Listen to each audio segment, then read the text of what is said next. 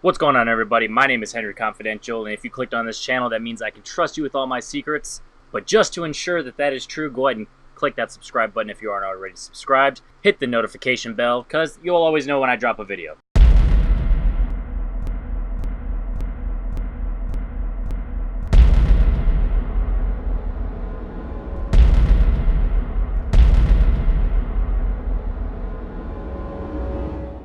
So, with the release of Hobbs and Shaw, you'll see that I've decided to rank the entire Fast and Furious franchise. And the reason I'm doing that is because I've seen them all. And I actually like this franchise. I only think that there's two bad movies, and you'll obviously hear me talk about those at the bottom of the list. But overall, I enjoy this franchise. I enjoy all the actors that are within it. I enjoy the presence that is brought, the over-the-top action, the fun romance that we see throughout the entire series, and the themes that we get throughout, whether it's family, whether it's betrayal, whether it's trust, all that type of stuff. So without further ado, let's go ahead and get started. Alright, so at number 9, this one is the fourth entry into the franchise, and that is Fast and Furious.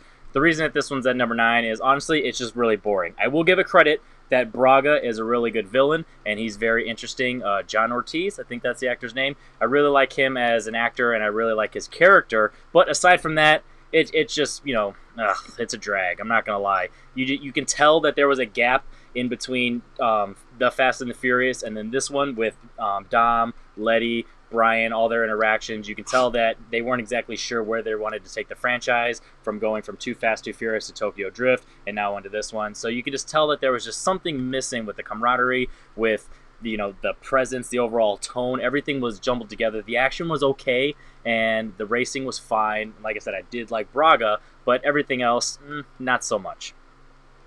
So going into number 8, I promise this wasn't planned this way, but like I said, there are only two movies that I consider bad, and this one is The Fate of the Furious. And the reason I have this one above Fast and Furious is just simply because Charlize Theron, she's very intriguing. Her character, she has this presence. The mystery behind her character is very interesting. Plus, like I said, everything with Fast and Furious, it's just so boring. This one, even though it's dumb and completely over the top, there are some fun moments to be had. So, Fate of the Furious, if they would have ended it there, I wouldn't be surprised. Obviously, they're not going to end it at 8, but, yeah. So, number 7, we have Tokyo Drift. And the reason I have this one at number 7 is because the acting, not very great throughout. There's just no really good acting in the entire movie. But I will say the action scenes are handled very well. Justin Lin as a director, you can tell that he just comes into it. He brings a new pizzazz to the franchise. Drifting scenes are pretty fun. I really like Sean's character and how he's able to kind of get over himself. He's not used to drifting, so there's a lot of montages where his character is practicing drifting and he's not good at it. And I really like that. It adds some depth to the character. Sean as a character, he's an interesting character, but Luke is Black, yes. As an actor, not the best actor in the entire world. I like him in Sling Blade, and that's about it. But he was a little kid there. So, Tokyo Drift, there's some elements to it that eventually tie into the series once we get, into the later movies and the post-credit scene. But overall, it does feel, just kind of like that redheaded stepchild, or, outcast cousin. But even with that, there's some fun to be had in the entire movie. The acting, overall, not so great, but better than the other two. So number 6, we have Furious 7. And the reason this one's lower than potentially more people is, if you really think about the ending, it ends on a high note. Everything that happened with Paul Walker and his death, and how it just shows, a memoriam for him, and it's very sweet and lovable. It has a nice song at the end. It really ties into it. Whenever you hear that song out at the bar or just at home, it really brings back those feels. But leading up to that, Kurt Russell's Mr. Nobody. He's an interesting character, similar to Charlize Theron in Fate of the Furious. But there's not that weight to it. You can tell that it was kind of awkward in handling the situation with Paul's death, and they kind of just wanted to I don't know. There was just something missing. The action scenes are fine. Going through the buildings out in Dubai. I'm not even gonna try and remember which country it is. I think in Dubai, but comment below if I'm wrong. So anyway, jumping through the buildings. That's overall, it's kind of fun. It definitely looks very, I wouldn't say cheesy per se, but I'll say it definitely does not look 100%. It doesn't hold up. So there's you've really getting to this point in the franchise where the family aspect it hits home and everything going. You have Deckard Shaw. He's introduced in this movie because of everything that happened with Owen Shaw in the previous one. So Jason Statham's character, he's fun. You know, as we'll see in a later entry in this list and a later entry of the franchise, Deckard Shaw, Jason Statham, you can tell that right away he knew what he was going to do as far as the character. Tone-wise, we'll get to that later, but for this character-wise, his attributes and his skill set, it's very interesting. The dynamic between him and Luke Hobbs, The Rock, that's very fun. The dynamic between him and Vin Diesel's Dominic Toretto, that's very fun. There's just that competition to being the #1 alpha male in this entire movie. So that makes it a little higher than the rest of them, and the emotion behind, you know, Paul Walker's death, that's there. So it could be lower because of overall the story as a whole, not so much, but there are some elements that rise it just above Tokyo Drift, Fate and Furious, and Fast and Furious. So number 5, this one's funny for me because I love this movie, but I will admit it's not the greatest movie. John Singleton didn't do the best job in matching the tone of the first one and leading into what's going to happen in the later ones. But Too Fast, Too Furious is just a blast. It's one of those movies where you can call it nostalgia. I don't know what you could call it, to be honest, but introducing Tyrese, his best performance in the entire franchise is in this film, in Too Fast, Too Furious. I will give him that. If he would have led this character, he was a badass in this character. You think about it, he's talking shit to the FBI agents. He's just got that, like, come on, like, I don't know. They had that fist fight in the junkyard. That was awesome. There was just that dynamic between the two that just felt raw and, you know, whatever. But then eventually he becomes comic relief. He becomes whiny. He gets rich, so he just turns into a different person. Maybe that was intentional. Maybe everything that was leading up into Tyrese's personal life later on that played into effect, but his character in this one is the best it's ever was. The action scenes were fun for what they were, but tonally it doesn't match the franchise. I like the concept of, you know, going undercover, you know, doing it again similar to the first one, but, you know, more on a bigger scale. So it's tough because it matches the tone of the first one, but it matches it too much where it just doesn't, I don't know, it just doesn't stick out. So it's really the characters. It's really Brian and Roman's chemistry that you're watching this one for, and obviously Eva Mendes doesn't hurt at all. So this is a fun one, and it's really funny, but as far as an overall film and a franchise entry, it is definitely middle of the road, so hence it being number 5. Number 4, this one is the very first one in the franchise, and that is The Fast and the Furious.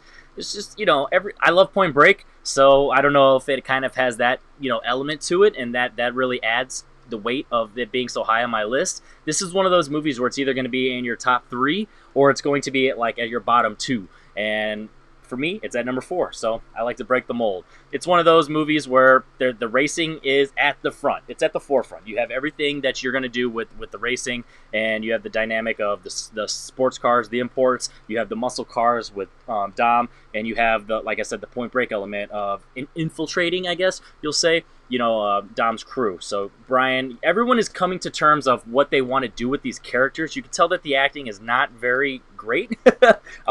No, like Vin Diesel is not the greatest actor. Paul Walker is not the greatest actor, R.I.P., but he was never the greatest actor. In this movie, you can definitely tell because they didn't really develop these characters yet. They weren't comfortable with these characters, but you could tell that there was something there. Right away, immediately when you first watched it, you could tell, and then looking back on it, you could tell that there was something there. It wasn't quite there yet, but there was something there. And if the acting was honestly better in this movie, it would probably be number 3, maybe even number 2. But because the acting's not so good, it gets cringe at times. But it's a lot of fun, and it has a lot of heart, and it has some fun action to it, and you can just tell that there's something there. So number 3, this might be a surprise to people, because this is going to be the majority of people's number 1 and no less than number 2. That is Fast 5. This movie is a game changer in this franchise. It really just completely flipped the script, did a complete 180 on what they were doing with this franchise, turned it into a crime series, ultimately, and it introduced Dwayne "The Rock" Johnson as Luke Hobbs, which was just a spark in this franchise's ass. It really added so much to it, and it's a lot of fun. You have the dynamic that you were missing in 4. You had that back in 5. They really got back in their groove, and they were feeling themselves. You have Dom. He's definitely back into his just exactly as the leader, but also just fighting his emotions and not knowing if he's, a villain, a hero, an anti-hero, still figuring that out. The action is just crazy. The scene they're going when they're on top of the buildings and they're going through like the mountain like village community, that is just so much fun. And The Rock's character, like I said, he just adds just that oomph that you want in this movie. And then you have, I can't talk about Fast Five without talking about the bank vault scene. I see, it's tough. You don't want to call it a twist per se, but it definitely has a twist-like element to it and how they pulled it off. And you're really going like, these sons of bitches. And then eventually when you lead into how Hobbs is kind of becoming buddy-buddy with these guys, it's kind of like a respect factor there, where it's like these guys earn the respect because they are clever. They're bad guys, or they're not the greatest of people, but they're good at their job. And just like Hobbs, he's good at his job, so he's going to respect that at the end of the day. So that's why a lot of people are going to have this at their number 1 or number 2. But for me, there's just something missing in like the second act. See, it's tough because you're truly trying to go for that family element, but in this one, it's so action-packed that I felt like they either needed to go deeper into it or you just needed to lay off. And I felt like it was just missing something. Potentially another one higher up on this list is going to have.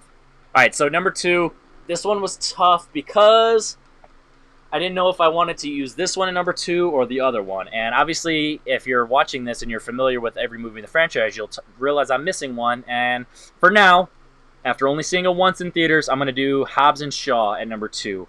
I was thinking initially I wanted to make it my number 1, but I'm gonna scale back a bit just to make sure that the runtime doesn't affect me on repeat viewings and that the over-the-top cheesiness doesn't affect me if the comedy isn't as funny on repeat viewings, because it was hilarious right out the gate, and the length didn't bother me initially, but you never know what's going to happen on repeat viewings. So let's just get into it. So Hobbs and Shaw, hilarious. The chemistry between Dwayne "The Rock" Johnson and Jason Statham is just off the charts. Not a single moment in this movie are they not comparing dicks. They're just completely like, I'm the alpha male. No, I'm the alpha male. I don't need you. I don't need you. You're not going to look at my sister. I mean, if she looks at me, I'm not going to fight it. And there's just so much fun in here. You got Idris Elba introducing himself as Black Superman. And it's honestly, it's a blast. You have to go into this movie expecting a huge cartoon. If you don't expect that, then honestly, you didn't look at the trailers. If you didn't look at the trailers, kudos to you, because honestly, I tried my hardest not to watch trailers, but that sometimes I just can't help myself. If you know exactly what you're getting with this movie, you realize that it's exactly what it promised you. There's scenes and there's lines delivered in this movie where you're like, they know what they're doing. They are self-aware. There's a scene where The Rock grabs a guy who's riding a motorcycle and he just picks him up like that and just bam. You realize that at the bare minimum, you're tearing your labrum. Your shoulder is out of its socket. If not, even rip your arm off. I don't know if physically that's actually going to happen with your arm ripped off, but you're going to tear your labrum. And he literally, I don't care how strong you are, he grabbed him and it was full force. And then there was lines, all the ball jokes like I was talking about. There's a line where they're in Samoa and Jason Statham's wearing a jacket and he's like, it's 110 degrees outside, why are you wearing that jacket? So they're just self-aware of like the cliches and everything that needs to go into an action film like this, but also going against the cliches of their own personalities and character traits leading up to this in their prior career movies. So this movie's just a blast. If it holds up with the runtime, if it holds up with the comedy, it could jump into my number 1, but for now, Hobbs and Shaw, number 2. So, obviously you know what number 1 is. Fast and Furious 6. Furious 6. The 6th installment of the franchise. So, the reason that this one is my number 1, aside from the fact that Hobbs and Shaw for now is number 2, but a reason why this one is my number 1 or 2 no matter what, is honestly the dynamic between Dom and Letty. The entire storyline with them too. The whole, she doesn't remember him, he's fighting, he's like, you got to remember me. It's not even just a family thing, it's straight up love. And you just really have to respect that they were able to not only pull that off, but just make you feel that within because of what they built up prior in the franchise, but as well as just kind of invoking that experience. So if you've ever, if you're a man and you've ever had feelings for a woman, whether it's an ex-girlfriend or someone that kind of maybe a friend zoned you, and no matter what, at the end of the day, you're always going to have her back and you're always going to be there for her, whether she wants you to or not, whether she's aware of how much you love her or not, you're always going to be there. And that's exactly what Dom is for Letty in this entire movie. She doesn't like him. She doesn't remember him. She doesn't love him. She fights him a lot in this movie, but he is there for her. He has that cross, and he's real. Oh my! Every time that they bring that out, it just brings out that emotion. He's too manly to like cry, but he's always going to have deep down in his eyes, you can tell in his soul, he's hurting. And for Michelle Rodriguez to just kind of always be holding back, knowing the chemistry that she has deep down with Vin Diesel is very impressive. Now, she's not the greatest actress. I will admit that. No one in this franchise is the greatest actor or actress. But I will say the ability for her to hold back and dial that back and to scale that back and not invoke any of those emotions that have been built up prior in this franchise is very impressive. The way that she's able to just be deadpan and look at him like, I don't know you, and it just it hurts. And you got to think about how as time revels and once she realizes that she's not with Braga and she realizes that, you know, I'm kind of with these people even though I don't know them, and she can see how much love Dom has for her, and she's not going to love him back, but she's willing to accept it, but she's also got that wall, and you can just see it fighting deep down in her, and that's just impressive. So that's really that. Honestly, that's my number one reason why this is my number 1 or 2 no matter what. The action's great. Justin Lin is back, and he does a fantastic job with this movie. The action, the opening scene's fun, going from the trucks all over to the flatbeds out in the desert. That's a lot of fun.